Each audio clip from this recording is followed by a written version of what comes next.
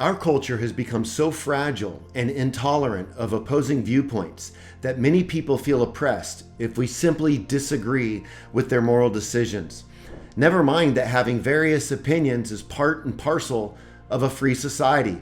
Today we are reaping the bitter fruits of thinkers like Friedrich Nietzsche, Sigmund Freud, and Karl Marx, all of whom believed that religious morality was a delusion that served to oppress its followers. Nietzsche famously pronounced that God is dead. The allegation wasn't so much that he has died, but rather that he has become irrelevant, that he is an unnecessary hypothesis, no longer needed. What is needed, according to this philosophy, is a master morality of the strong-willed who can break free from the religious shackles of the past. The herd morality of the masses limits human flourishing and is meant to be resisted in order to discover one's own way. Freud viewed religion as a psychological crutch, the outgrowth of a desire rooted in some sort of wish fulfillment that ultimately suffocates its victims with oppressive guilt. And for Marx, religion is the opium of the people. It is the sigh of the oppressed creature. These thinkers believe that the moral framework imposed on humanity by the religious class needed to be set aside for human fulfillment to come to fruition. We see evidence of the thinking of such individuals in our culture today. Thinkers like Nietzsche, Freud, and Marx heavily influenced much of our postmodern mindset. Their ideas were coupled with the various schools of critical theory, which views everything through the lens of an oppressor framework. Individual expression, elimination of sexual oppression, being authentic and true to oneself, casting off all forms of hierarchy. These are the values of our culture. This is the new morality that in turn fails to recognize its ethical weaknesses.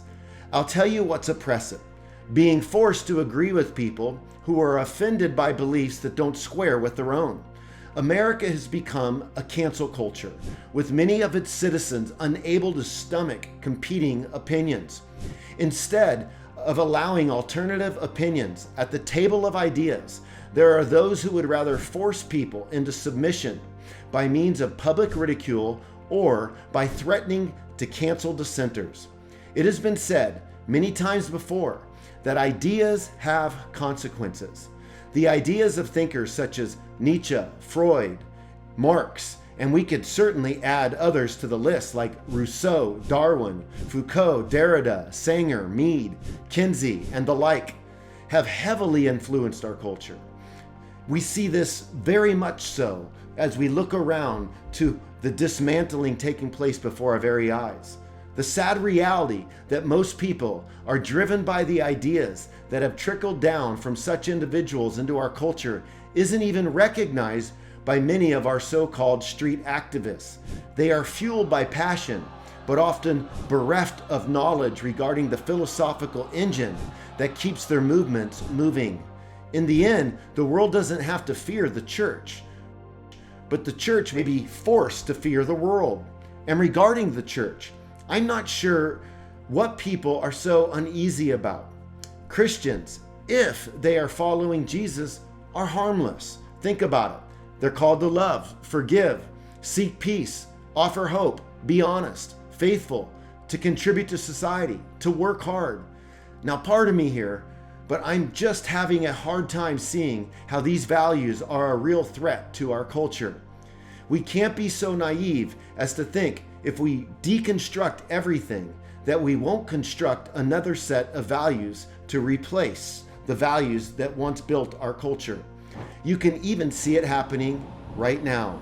And ironically, it turns out many of these deconstructivist activists are ruthlessly religious fundamentalists of the strictest order, lacking any sense of grace and ready to hammer its dissenters with their hard and fast black and white law when you oppose it. The truly inflexible ones that are emerging today really need to think about the kind of culture this religion of intolerance will ultimately produce. To me, it smells like another round of bloodshed in the name of believing in a false utopia looms in our forecasts. That is, unless we open our eyes and see there's got to be a better way forward. For more videos like this one, please be sure to check out crossexamine.org, or be sure to subscribe to my channel at Christianity Still Makes Sense on YouTube.